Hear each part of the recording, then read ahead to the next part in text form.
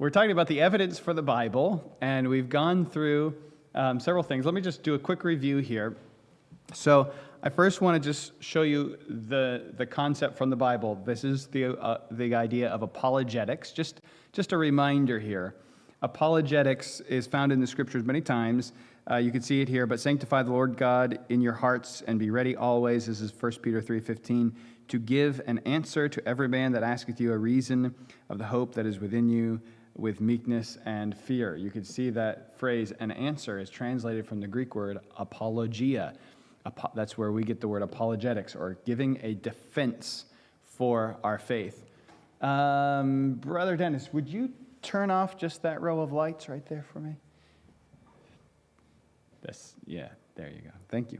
2 Corinthians 7:11 says, For behold, this self-same thing that ye sorrowed after a godly sorrow, what carefulness it wrought in you, yea, what clearing of yourselves.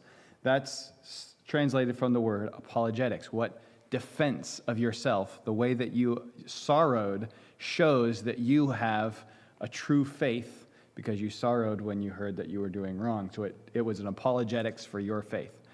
And then Philippians, I think Philippians is a wonderful place to go.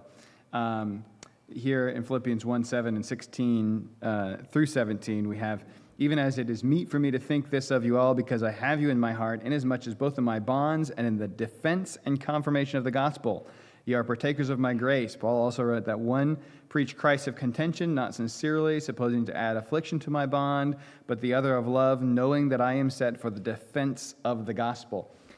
Paul is saying here, I'm here doing apologetics for the gospel. He's using the word apologia. And that's what we're doing in this series. We're showing that this is true. This isn't just something that, we're asking people to close their eyes and believe. We're saying, believe this because it's true and we can prove it. If they did close their eyes and believe it, it would still be true. They just wouldn't know that it's true. They would be accidentally correct. The people who believe the Bible without any evidence are accidentally correct. They're correct, but they're correct for the same reason that Mormons are incorrect and that Muslims are incorrect, because they've just closed their eyes and happened to pick the right, thing to believe. We believe, and I think we are called in the Scriptures to believe in the evidence, not just believe the Bible, but believe and see the evidence for it. So we want to establish three things: the authenticity of the Bible, the accuracy of the Bible, the transmission. Authenticity tells us that these are ancient texts that were really written in the time periods that they were claimed to be written by eyewitnesses of the events they claimed to record. Accuracy, that these eyewitnesses actually wrote correctly about the things they claimed to be writing about, those that were real, true things. And then that it still is preserved, that we still have it today, what they actually wrote. And so we talked in authenticity, we talked about names. This was just one example of how we can prove the authenticity of the books. They use the right names for the time period and for the places that they wouldn't have known unless they actually lived in that time period and in those places. We talked about places, which really gets into the subject of archaeology. And we saw examples, but this is all throughout the Bible. We picked out several examples, many examples actually, that showed that the places and even the events and even some of the traditions and cultures of the time that are talked about, nobody would have known about unless they lived in that time, and they certainly did, so these are definitely written in those times. So we really showed that there's a lot of evidence for authenticity, and we only showed a small handful of it, but we demonstrated authenticity, which means these are ancient texts that were really written by people during this time who lived in these places. So now we've got to ask the question about accuracy. Now, under authenticity, let me just give you a couple things we did near the end that sort of led us into accuracy, because we talked at the end of authenticity, we talked about the external sources, other sources that wrote about those books during that time. So we had like early Christians talking about the other New Testament authors and their books. Papias, Irenaeus of Lyons, Clement of Alexandria, Clement of Rome. These are all very, very early, within 100 years of the books being written, people already writing about the books, which means the books had to have been written when they say they were written. Then we talked about We talked about others, which really we bled into accuracy with the next section. So I'll pull up the slide here for accuracy. That the claims that are in the scriptures are confirmed by contemporary sources, which both confirms that they were authentic, the books were authentic, and that they're accurate. Because we saw things like Herodotus, ancient historians, Herodotus, Josephus, several other ancient historians, that confirm all the events that were written about in the Bible. And then even the enemies of Christianity. We talked about Thallus and Tacitus and the Alexamenos Graffito, which I butchered with my trying to pronounce it last week, that showed that these are externals. They aren't in the Bible, but they're talking about the same things. And those are even enemies of Christianity that admitted that all of these things actually happened the way they said. Even some of them arguing that the darkness at the death of Christ was from a solar eclipse, which proves that there was darkness and that Jesus died, and all the events are then true. The only thing they're arguing about is what it means. Does it mean that Jesus is God, or does it mean that, it just so happened, it was just coincidence? So that means then that we have authenticity of the books and accuracy of the books. Both of those things are confirmed by the external sources. There's something else I want to go to next, though, and this is going to be our focus for today. It's going to lead us into a discussion about the resurrection of Christ. I wanted to say the evidence for the resurrection of Christ for the end of the accuracy, because it's just definitely the best piece of evidence. I mean, if we can prove that Jesus rose from the dead, and Jesus said not one jot or tittle of the Old Testament will fail, and he told the apostles that the Holy Spirit would come and give them further revelation after he was gone, then everything hinges on him. If he rose from the dead and he predicted that, and he's God like he said he is, then everything else falls into place, and all we have to do is prove one thing, and everything else we can trust because he's God, right? So that is the best piece of evidence by far. So I wanted to save it till the end, but it fits so well with what we're talking about now that I would be jumping backwards and saying, hey, remember 3 weeks ago? So I might as well go ahead and do that. So before we get to the evidence for the resurrection, let's talk about two things. First, that the claims of especially the Gospels, as we get close to talking about the evidence of the resurrection, but the claims of these books are claims about public, large-scale events, like big things. Jesus is doing ministry, and he's not hiding in a closet somewhere, ministering to one or two people, and there's somebody at the door who won't let anybody in except 2 or 3 people, and then they come out and say, this is what Jesus said, And that's not the kind of ministry Jesus had. It'd be a lot easier to lie about Jesus if that's the ministry he had. But Jesus is going from town to town, publicly, in the open air, thousands and thousands, even one place, we're going to talk about it on Sunday, where it says many 10,000s of people were there. I mean, multiple 10,000s, many 10,000s of people were there. So what is that, 100,000? Is it? I don't know. It's a lot of people. So we have thousands upon thousands of people are hearing Jesus speak or watching him do miracles. And so if the apostles are lying, they have to be lying 200 years later, where nobody's still alive who saw all this. If they're writing during the time when all the people are still alive, which we've already proven that they are, then they have to be talking about things that really happened, because how could they convince people that this happened? Unless they were writing to people, in China that this happened over in Israel, right? But they're not. They're writing to people in Israel about things the people in Israel saw and saying, you saw this, it means this. They're not even arguing that it happened. They're not trying to say, don't you believe it happened, that Jesus went around doing miracles? I mean, of course he went around doing miracles. You all know that. They accept that as obviously true and move on and say, because of that, he's God. And they argue about the theology of what that means. They don't argue about whether it happened, because these people they're writing to know it, which would be impossible for them to do if they're writing in the time, in that place, while those people are still alive, unless those people say, yeah, that did happen, we saw it. But let's first talk about, we'll get back to that in a moment. Let's talk about this. The claims that are an embarrassment or cause harm to the person who's making the claim. This is really important. If you're a historian, and I'm not, but I like to pretend to be one. I enjoy putting on my historian hat. And historians are looking at ancient texts and saying, if someone is claiming something that is damaging to them, we can be pretty confident that that's true. It's like if I got up and said something really embarrassing. I don't know. I don't want to say it. I don't want to say anything embarrassing. But if I got up and said something that just would make you blush, you'd say, well, he's probably it's a shame, but we believe he's probably telling the truth, because who would say that about themselves unless it was true? So here's the thing: we got to find motive for why they would write this.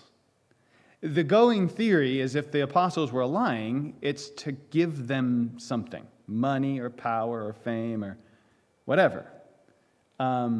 So we have to understand if that's the case, we shouldn't expect to find embarrassing stories about the apostles in the Gospels that the apostles wrote, because that would be the opposite of what their motive is, right?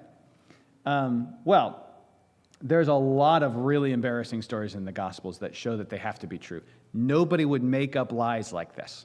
I'll give you a couple examples. Go with me to Luke 9, if you would. Luke 9, I choose Luke because we were there recently. Just a few months ago, we were in Luke chapter 9. In Luke chapter 9, we have Jesus telling the apostles that he's going to Jerusalem to die. He's predicting his death and resurrection.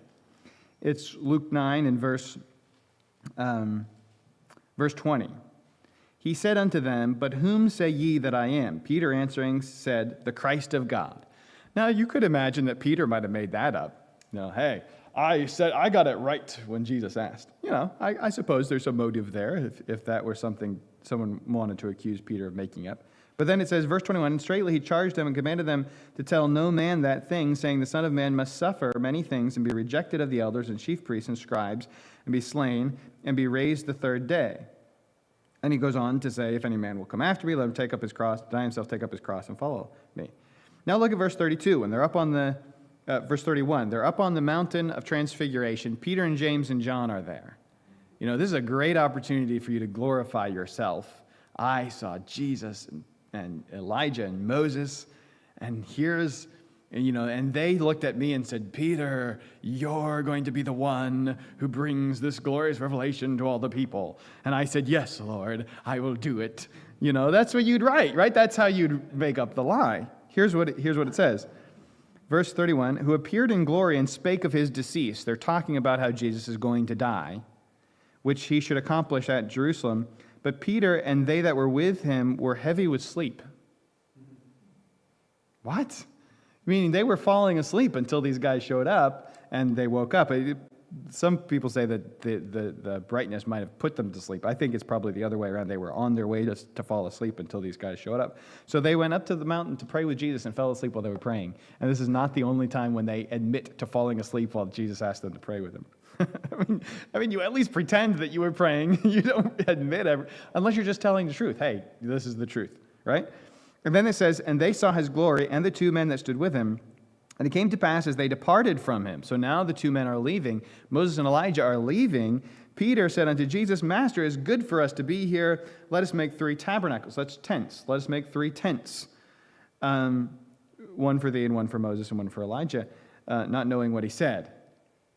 He didn't even, he was confused. They're leaving. He says, let's make tents so they can stay. He wasn't listening because they were just talking about how Jesus has to go to Jerusalem and die. And Peter's thinking they're here to join Jesus to take the kingdom, right? Peter's got it all wrong. He's completely misunderstood because he's not listening. And the Father comes to scold Peter. Look at what it says. While he thus spake, there came a cloud to overshadow them, and they feared as they entered into the cloud. And there came a voice out of the cloud saying, This is my beloved Son. Hear him. Peter, I'm adding a word. I shouldn't add a word to the words of God, but you understand. He's saying, aren't you listening, Peter? And here's Peter relaying an account that's embarrassing. And by the way, this is relayed in the Gospel of Mark, which is the gospel that Mark wrote after Peter's testimony, and in Matthew as well. And if you read through the book of Luke, chapter 9, you see over and over again, it's the disciples failing. They couldn't cast out a demon. They're arguing with each other about who's the greatest in the kingdom of heaven. It's constantly them being just awful, like falling so terribly short, and also thinking they don't understand what Jesus means by he's going to die and rise from the dead. Now think about this, guy. Think about you're making up a lie that you want everyone to believe, that Jesus died and rose from the dead. And so you make up this lie that he predicted that he was going to die and rise from the dead. But when you're making up that lie, you tell people that you didn't believe it and couldn't understand what he meant when he said he was going to die and rise from the dead. Why would you do that? Now the people that you're telling aren't going to trust you, and you're trying to get them to believe you. That doesn't make a whole lot of sense, right? These are either the worst liars ever, which begs the question, actually, that's the wrong way to say begs the question. But anyway, it brings to mind the question, how in the world did Christianity catch on with these guys being the worst liars that ever existed? Why did people believe them? Or they're telling the truth. Telling the truth makes sense. It's the only thing that makes sense. Also, Luke 24, we're just staying in Luke, but this is in all the Gospels. Every Gospel has women as the first people to see Jesus after he rose from the dead. And every gospel has the women believing that Jesus is risen from the dead, and the disciples saying, nah. He told them, I'm going to rise the third day. The third day, the disciples won't even go to the tomb. The women go. The women believe. The disciples say, the women saw Jesus alive on the third day, just like he said. Nah, I don't believe it. That's embarrassing. Okay, look at Luke 24. We'll see the example here in Luke. Now, upon the first day of the week, very early in the morning, they came into the sepulchre bringing spices, which they had prepared, and certain others with them. And they found the stone rolled away from the sepulchre, and they entered in and found not the body of the Lord Jesus. That's the women. And it says, and it came to pass as they were much perplexed thereabout, behold, two men stood by them in shining garments. And as they were afraid and bowed down their faces to the earth, they said unto them, why seek ye the living among the dead? He is not here, but is risen. Remember how he spake unto you when he was yet in Galilee, saying, the Son of Man must be delivered into the hands of sinful men and be crucified, and the third day rise again. And they remembered his words, and returned from the sepulchre, and told all these things unto the 11 and unto the rest. It was Mary Magdalene, Joanna, and Mary the mother of James, and the other women that were with them, which told these things unto the apostles. Now, all the Gospels talk about the women being the first ones to find the tomb empty. Matthew and John tell us that it's the women, Mary Magdalene and the other women, who are the first ones to see Jesus. And they go back and tell the disciples don't believe. Now, understand that this hurts the case terribly. The case for the resurrection of Christ in the first century was hurt by the fact that the women were the first ones to see the tomb. In their society, you could not accept the testimony of a woman to be presented as evidence. You'd have to add a man. Now that's not something God said in the Old Testament law. That's just how they operated. And the enemies of Christianity, we have their writings, we have other people talking about their writings from early times, and then we know what they said. And the things that they said were, one of the main attacks they had on Christianity was, it can't be true. What kind of a God would die? That's one of the things. So they admitted that Jesus certainly did die. And then the other thing was, it can't be true. What kind of a God would have women be the first ones to find the tomb? You can't even prove that this happened because women were the first ones to find the tomb empty. And they're right, in a sense. If the apostles were lying, they would never have chosen women to be the ones to find the tomb. They would have said, all right, Mary, I know you want a part in the story, but no. This is going to hurt our case. We can't get people to believe it if you're the first ones to find the tomb. But yet, every gospel says, yeah, they did. They were the first ones. Then, Acts chapter 9. Let's look at this, because here's another really interesting fact that's incredibly embarrassing. You know what? Just for sake of time, you could turn to Acts chapter 9, but I'll just summarize it for you. This is the conversion of Saul, who's a Pharisee. Remember how much Jesus spoke against the Pharisees?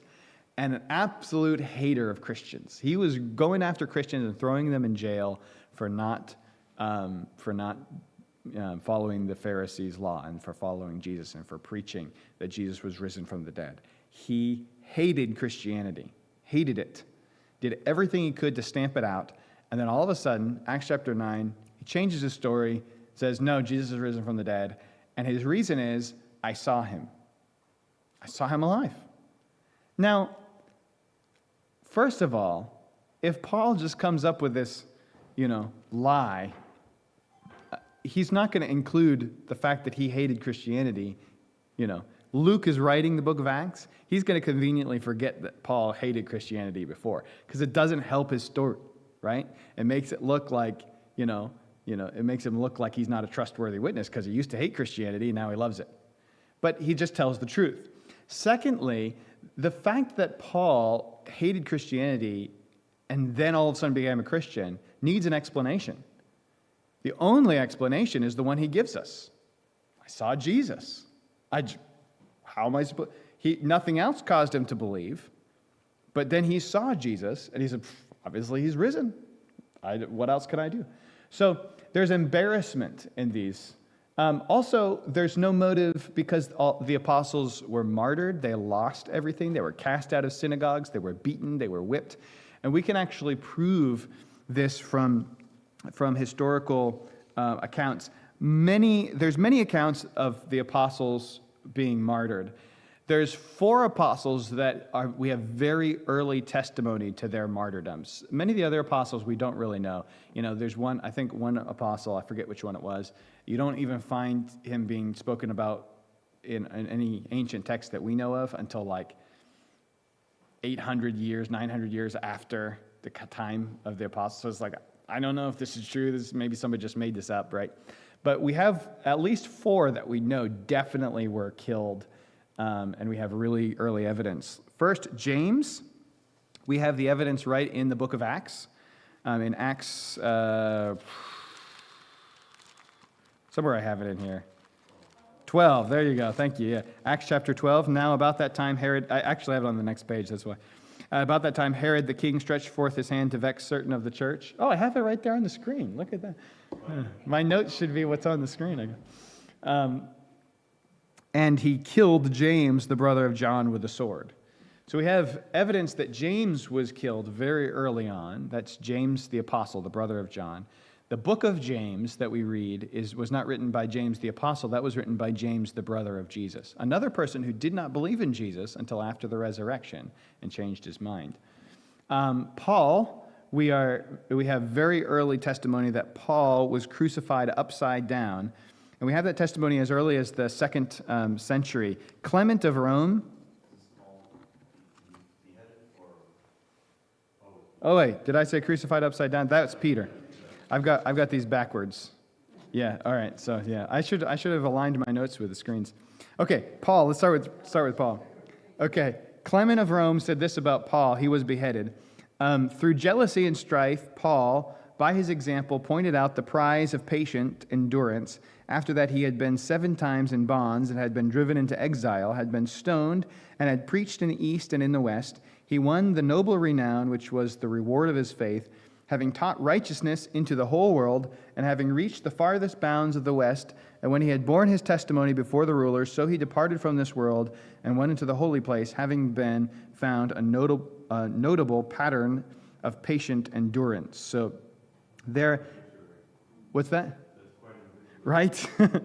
And that's Clement of Rome. This is probably a group of people. They're called Clement of Rome, but it's probably the elders of the Church of Rome, around 95, 96 AD. So that's not that long, maybe 30 years after Paul died.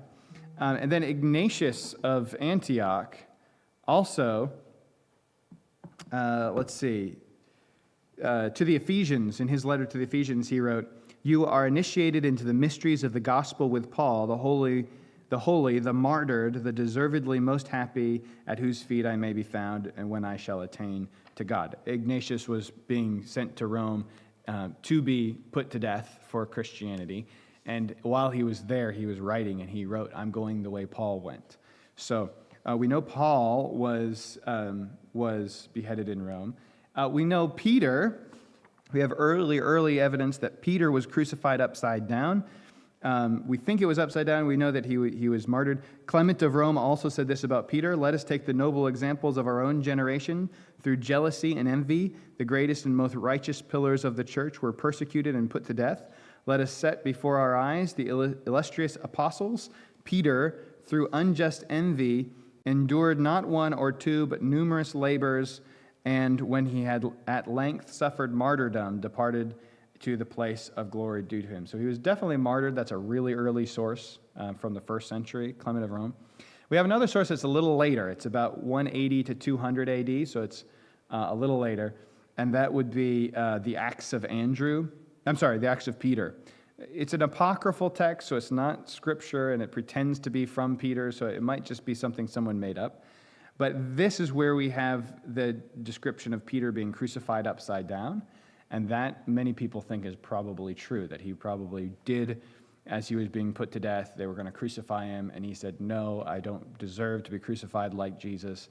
Crucify me upside down." And that's we traditionally believe that's true. We don't know that for sure, but he certainly was martyred.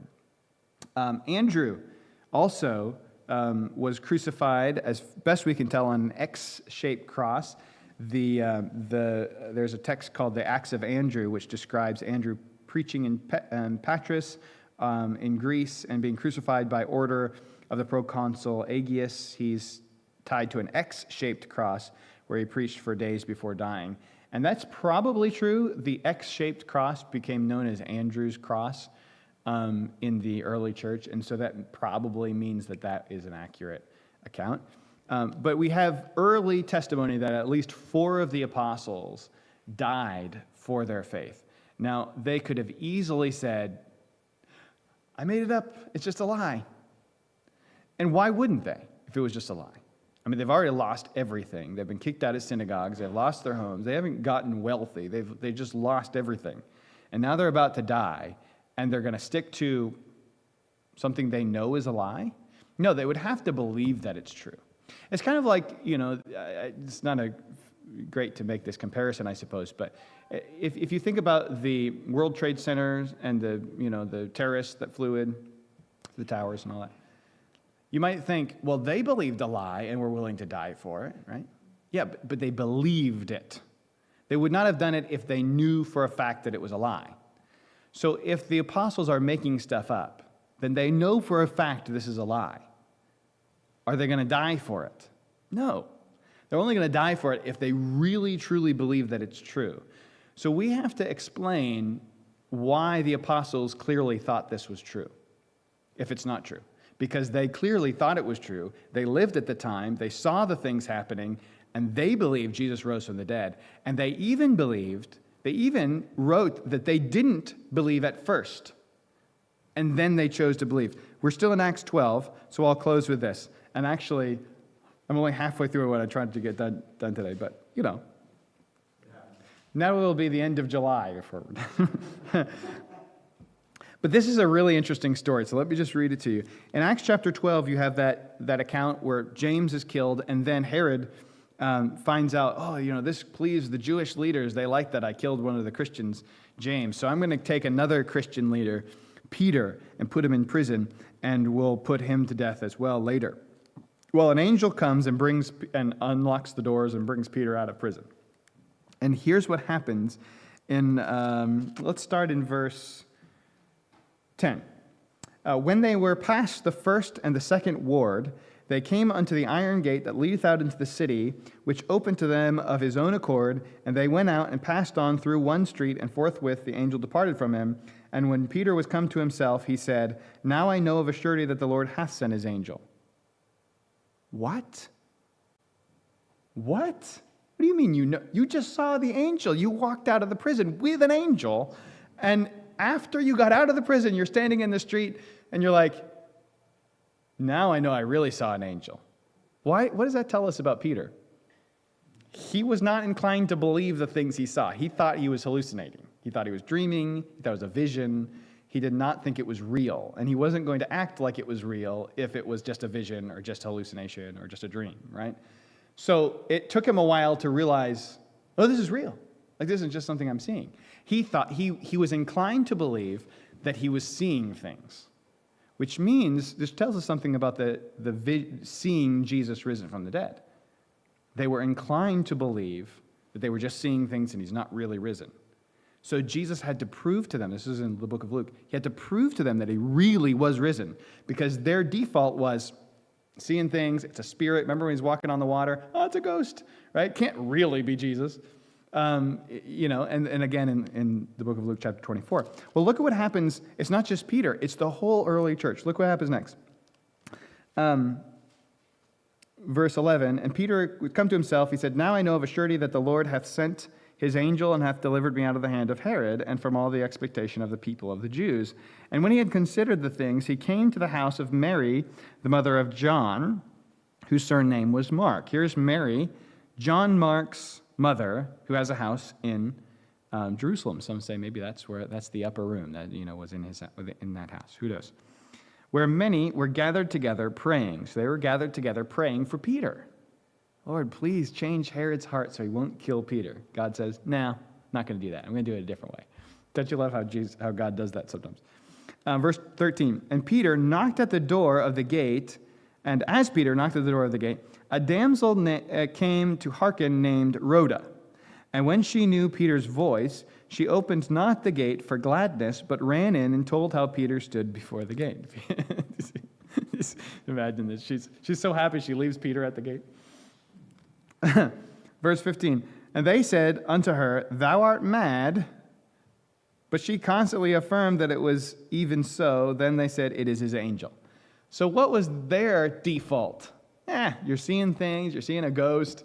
He's dead, you're seeing a spirit, They were not inclined to believe in physical, real miracles unless it was proven to them. And their instinct was, seeing things, you're seeing things, it's hallucination.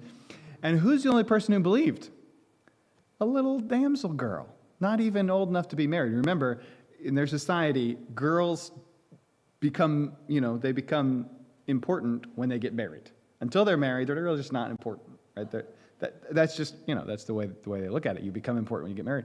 Here's a little unmarried girl, like you think of the least worthy, and she's the one who believes. Everyone else says, no, we don't believe.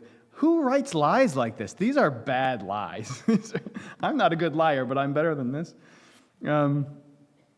So anyway, we could read the rest of the story, but you understand the point. The point is that not only are these claims embarrassing, but it shows something. That not only did the apostles certainly believe that this was true, but they were not inclined to believe things that could be hallucinations, things that could be just visions. They would say, oh, I had a vision of Jesus, and he told me this. And, they would go around saying, I had a vision. They wouldn't say, Jesus is risen from the dead, unless it was proven to them that he was risen from the dead. And next week, we'll talk about what I meant to talk about this week, which is the evidence that Jesus did, in fact, rise from the dead. There is really undeniable evidence. Evidence that historians, scholars who study the texts of the Bible, this is not just religious scholars. These are going to be unbelieving scholars, Jewish scholars, agnostic, atheists, just scholars who study these texts, agree on 4 facts that lead to only one conclusion. Jesus rose from the dead. He had to rise from the dead. And I'd love to share those with you, but then we'd be here another half hour, and we'll just wait till next week. All right, any questions before we go? All right, well, let's close in prayer.